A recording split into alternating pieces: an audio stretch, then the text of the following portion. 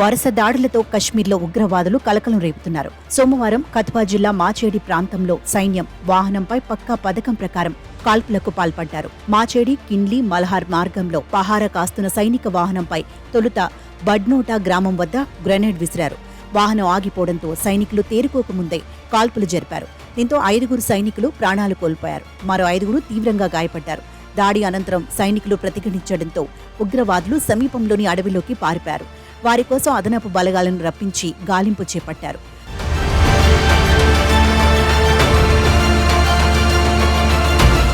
మరోవైపు ఆదివారం తెల్లవారుజామున రాజౌరి వద్ద సైనిక శిబిరంపై ఉగ్రవాదులు కాల్పులు జరిపారు.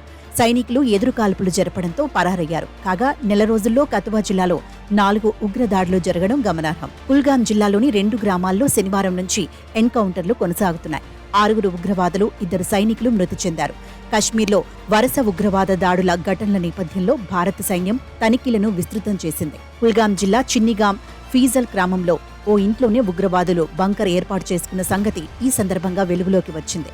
శనివారం ఇక్కడ ఎన్కౌంటర్ జరగ్గా 4 హిజ్బుల్ ముజాహిద్దీన్ ఉగ్రవాదులు హతమయ్యారు. మరోవైపు గత నెలలో పర్యటన బస్సుపై జరిగిన ఉగ్రదాడి వెనుక లష్కరే తోయిబా ఉగ్రవాది సైఫుల్లా సాజిద్ ఉన్నట్లు తేలింది.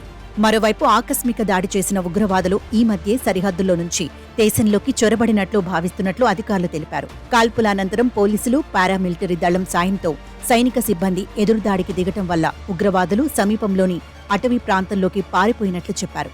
వెంటనే అదనపు బలగాలు అక్కడికి చేరుకుని ముష్కరులను మట్టుపెట్టడానికి ఆపరేషన్ చేపట్టినట్టు పేర్కొన్నారు. ఈ క్రమంలో భద్రతా దళాలు, ముష్కర్ల మధ్య కాల్పులు జరుగుతున్నట్లు వివరించారు.